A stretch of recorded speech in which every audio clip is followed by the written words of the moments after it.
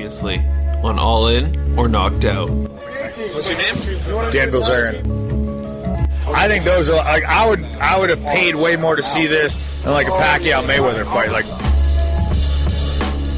anyone that tells you that they are certain on their side is just dead wrong. Unless they like infiltrated camps of other people, etc. Like you just can't know. So he does a lot of his heel hooks are ridiculous. He submits me on a regular basis with his heel hooks, which is crazy because I'm a good leg lock defender. Olivier's striking combinations are not near the level of JC's right now. Pick up the face for 1 minute. What do you think? 1 minute? Huh? 1 minute, pick up the face.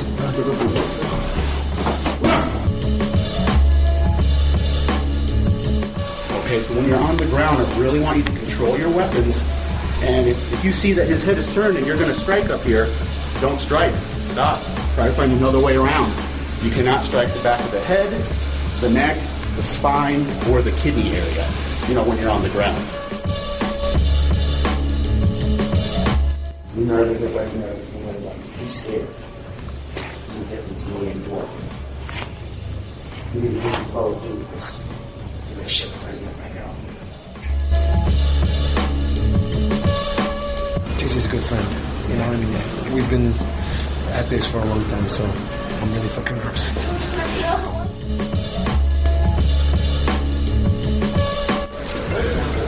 Ready? Ready?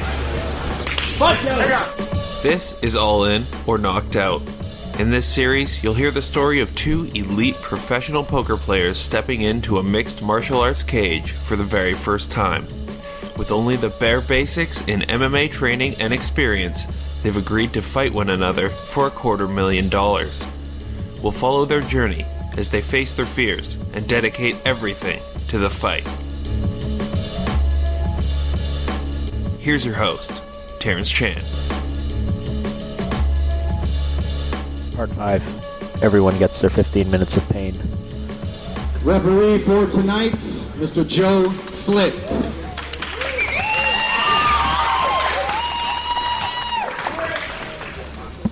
Both fighters come to the center, right here. Right here. All right, we'll put all the rules in back. I want you to obey my commands at all times. Defend yourselves at all times. Fight clean, fight fair. If you want to touch them up now. Good?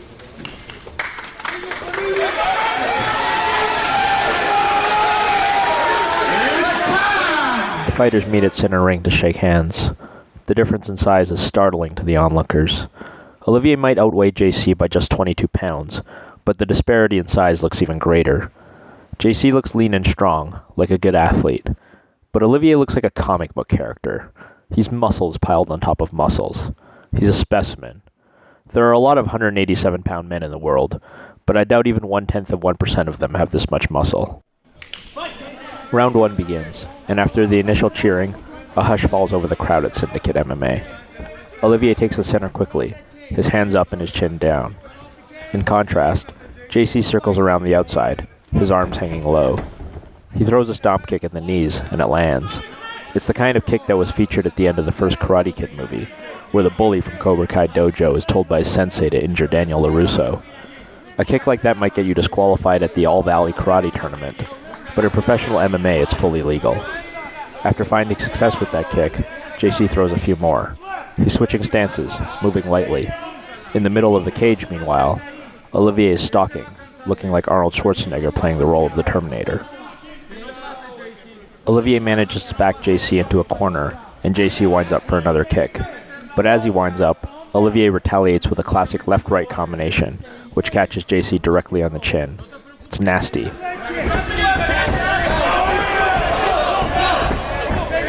You can hear the smack of the leather on JC's face. JC stumbles back, then he dives at Olivier's legs, trying to take the fight to the ground. In the scramble, the bigger man ends up on top.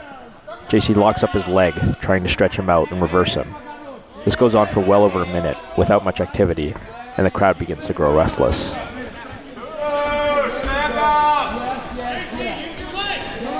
But eventually, Olivier advances position and starts raining down big punches and elbows on JC's face. But having opened up his offense, he's created an opening for the bottom man. JC launches his hips up and wraps both of his legs around Olivier's single right leg. He's threatening his best move, the heel hook.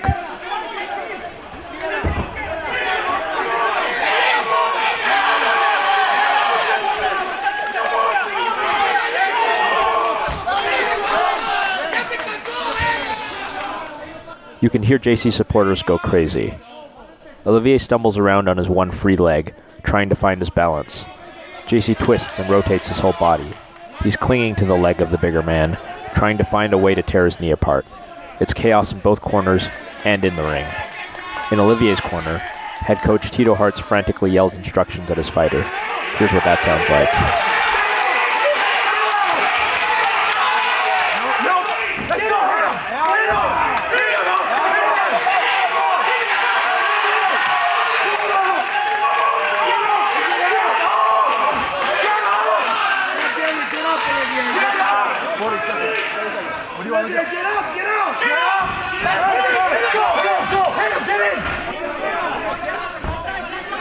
After 30 seconds of chaos, Olivier finds an escape and winds up on top of him.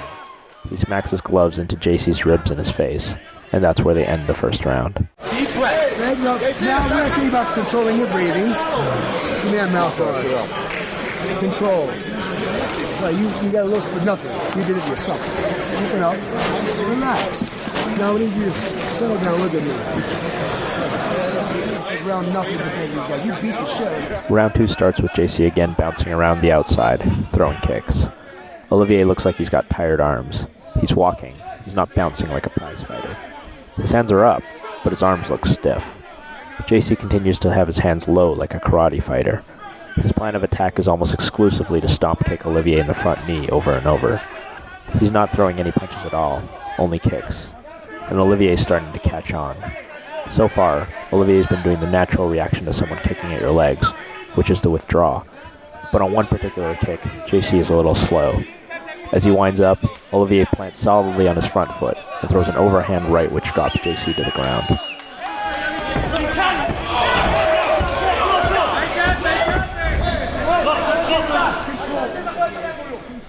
JC has the opportunity to get back up, but he doesn't. He stays on his butt, inviting Olivier to get on top of him. Olivier happily obliges. He works to get around to JC's side and starts hitting him with knees to the ribcage. He's smothering his opponent. He's tired, but he continues to work. JC, meanwhile, is struggling with the mountain of muscle on top of him. He's actively trying to move, trying to isolate one of his arms or legs, but he just can't get the big man off of him. Halfway through the round, he seems to catch a break. JC turns his back, and Olivier lands a single punch to the back of his head. The referee, having already warned the fighters about illegal strikes back in the locker room, stands the fighters up and issues a warning to Olivier.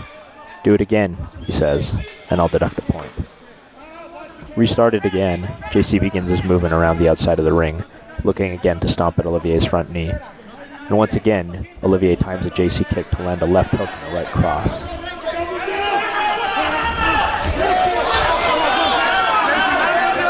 They both land clean, and JC stumbles back.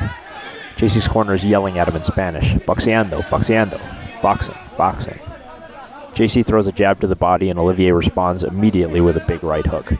The hook misses, but it looks like JC doesn't want to be anywhere in punching range, despite the pleas from his corner. JC continues to circle counterclockwise, and Olivier continues to walk him down. Now, Olivier takes the initiative. He flicks out a few jabs and lands a hard leg kick of his own, his shin crashing into JC's thigh.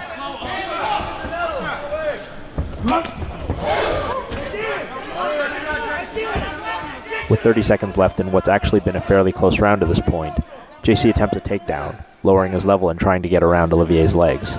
But Olivier reverses him easily, ragdolling him to the floor once again. His corner screams for elbows.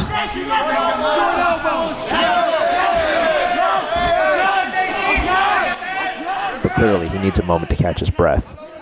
With 10 seconds left though, he postures up strongly and unleashes a big flurry of elbows to win the round. And as JC gets up to walk to his corner, you can begin to see swelling and blood forming all over his face.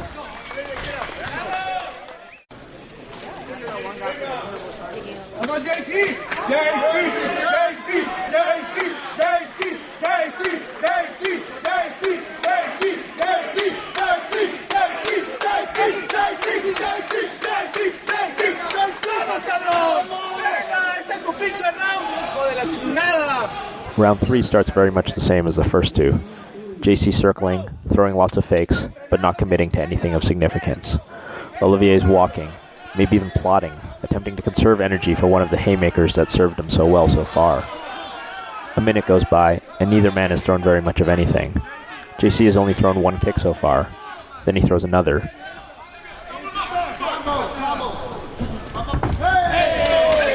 Keep him down! This time, Olivier instinctively catches it and uses it to bull rush JC to the ground. The two land hard in the center of the ring in a familiar position. That is, Olivier on top. JC once again is trying to shift his hips, looking for an angle where he could find a submission from the bottom. Olivier stays square with him to deny him space, and when he can, peppers him with punches and elbows. Halfway through the round, Olivier starts to step up his output. Once again, you can hear the leather smack JC's face.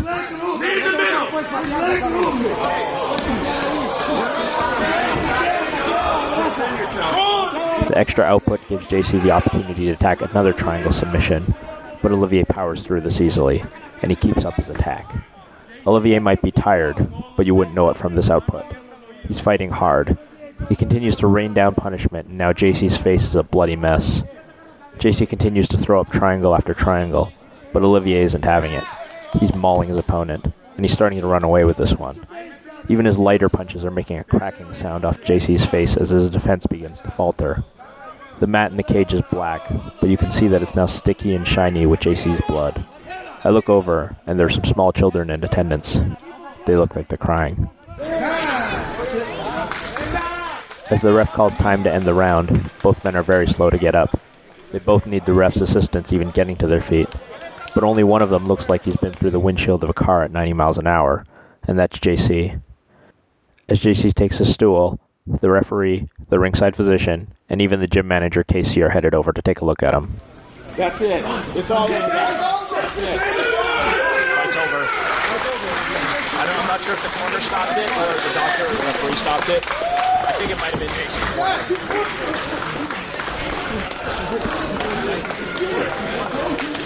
Yeah, man, that is it. Man. And with that, the fight is over. At 5 minutes of the third round, Olivier Bousquet is the winner by technical knockout due to referee stoppage. Except for a few submission attempts, Olivier was dominant on the ground. Except for a few kicks to the knees, he won the stand-up game as well. JC might have had the flowier, prettier movement, but Olivier's power, pressure, and commitment to basics won the day. Hey, Ross here.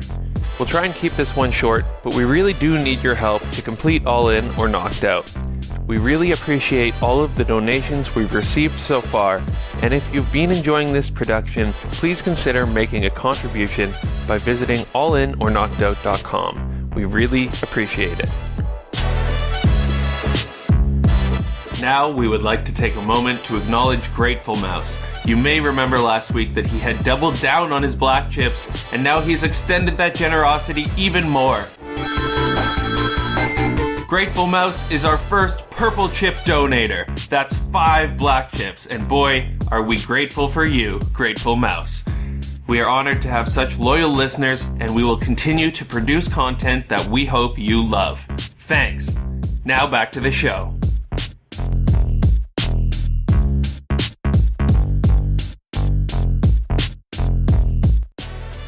And so 6 months of training ends in a brutally one-sided 15-minute beating. I visited JC's locker room after the fight. As you can imagine, the room was quiet. JC lamented Olivier's strength, his reach, all of his physical attributes. He mentions that he thinks he might have broken his foot in the fight, throwing a kick to Olivier's ribcage, but instead kicking his elbow. But mostly, there's a lot of quiet, punctuated by the occasional outburst of swearing. And then, JC vomits into a garbage can. Meanwhile, in Olivier's locker room, it was a scene that I've seen multiple times. A jubilant, upbeat team surrounding an exhausted fighter who's still feeling the adrenaline dump of a successful debut fight. Just try to scream first, just the initial thoughts, like, how you feel right now? Adrenaline right down a little? Yeah, I mean, I've had about 15, 20 minutes. So I'm definitely a lot more calm. My adrenaline's come down. I took a quick shower. I'm... In a way, it went kind of how I expected it to be, in the sense that I think my weight, my strength, my athleticism played a really key role in kind of turning some moments where my connected punches kind of did more damage than otherwise. I was able to just kind of power him to the ground and end up on top. And then once I was in that situation, I think my weight and my experience on top through training kind of let me hold that position and then slowly work him down. I was super impressed with his conditioning and his toughness. So I was pretty tired pretty fast, and if I had been the one on the bottom taking punishment, I'm not sure I would have been able to last as long as he did. Yeah, like sort of, it looked like you're much more comfortable on the ground than standing. Yeah. Even though obviously you scored like a bunch of knockdowns, like how give like a sense of like how tired you were, and when did it really start to like hit you? So I would say after the first round, I was really tired. As I came up and the second round started, he seemed to be moving better than I felt I was moving. I was kind of laboring a little bit, just trying to make sure my hands were up and that I was on the balls of my feet. There were a number of different times when I was on top of him that I just needed to rest and chill. But I could feel him wear down. And as I felt him wear down and as I was causing more damage, it gave me some more confidence and more energy. It was almost like I was taking it from him. Did you sort of like expect to get as tired as you got, or was it like a surprise relief? Well, considering how long it lasted, yes. Yeah, if you had lasted end of 3 rounds, then you would have been like... Yeah, I would have been like, I'll be exhausted at the end of 3 rounds. And I think also because I was able to be on top for a long time, that was really good for me to be able to like last that long. And I feel like I could have gone a 4th round if I had to, but that was most of the reason why, because I was in control a lot. There were times where he had gone for certain submissions, but there were only a couple times where I really felt threatened, and even then I didn't feel like super danger. Yeah, I guess like a lot of people asked me about like the heel hook. Well, let's get it from you. Like the heel hook in the first round. Did you feel any danger there? Did you leg lock something in practice at all? Or? Yes, and practicing with people who. No offense to JC, I think, but who are just kind of more advanced than BJJ and are better executing them. I felt like, given the specific context of the moment, where it was such high stakes because it was the fight itself, our first fight, we were both tired, there was some blood, we were both sweaty and slippery, and he's not kind of an expert in BJJ, so I felt like all of those things together made it less likely he would be able to finish it. I never felt super in danger, but I also, at the time, thought 2 things. 1, do not panic. Try to feel what's happening with your leg and then adjust to it. And then 2, I'm pretty tired. And hopefully he doesn't get this. Those 2 things kind of simultaneously. I've asked you this a couple times now. But in the moment, any thoughts on continuing like fighting, or is this you're sure that this is a one-time thing, or where's your head's at with that? I don't know. I mean, I think I have to say I did not enjoy hurting him the way that I did. Seeing his face really made me feel like I cringed at it. And I really didn't want to be in his position. It was brutal. And the people who do it, like, as a career, as a life, they're special people. The damage was something that I knew I had to do it for the fight, but it was something that I felt, I don't know. You weren't super comfortable with it? No, I felt bad about it, and my heart reaches out to JC because it was brutal to be a part of it. It's true. JC's face was a bloody mess. I've been cage side for many, many fights in my life, including a number of very one-sided ones, and this was as brutal as any of them. Here's Olivier again. Are you planning, like, you gonna give him a phone call or anything like that, or you just want to let him be in peace? Right now, I'm going to let him be. I think just there's a combination of physical and emotional thing that I'm sure he's experiencing. I really hope he doesn't get too down on himself. I think I was very fortunate to both have the people I train with and to have a real size advantage. He showed an enormous amount of heart and toughness, and I hope he was still able to take away an enormous amount of positives from this experience, because I know that I would have been, regardless of how it ended up. Cool. That's awesome. Any sort of thoughts, like last thoughts? I mean, not really. I mean, I've said a lot of how I feel. Right now, I'm just excited for it to be over, to be able to eat and sleep and celebrate without anxiety with my team and my supporters, and just super thankful to everyone who was behind me and believed in me, because it really made a real difference. While I was talking to Olivier, JC was taken to a local hospital. According to the fight doctor, he had to get his nose packed to straighten out the cartilage in his nose and have multiple facial hematomas checked out. You'll remember in part 3, Olivier mentioned that JC, as a foreign national, was a bit concerned about the medical expenses of fighting in the US. Here, in the moment, it seemed like a reasonable worry to me. The fight was brutal enough that many people asked my opinion of whether it should have been stopped earlier. The truth is that while JC took tremendous damage in the fight, I've seen many fighters take much worse. JC never gave the referee a real opportunity to stop the fight. Even while being bludgeoned by Olivier's fists and elbows, he never stopped moving. He never quit. He continued to attempt submissions from his back. I've heard the argument made that his submission attempts weren't that effective, and maybe that's true. But fights can turn on a dime. I can't count the number of fights I've watched where one guy was absolutely dominating, and it looked like there was no chance in hell the other guy would recover, only to see that guy land that one big punch, kick, or submission that completely changed the fight. If it weren't for the crimson mask of blood that JC was wearing, and Syndicate's concern over potential legal liability, the referee likely would have let the fight continue. You could question JC's strategy, his lack of boxing, his willingness to stay on his back against a much bigger and stronger opponent, but you certainly can't question his heart or his toughness.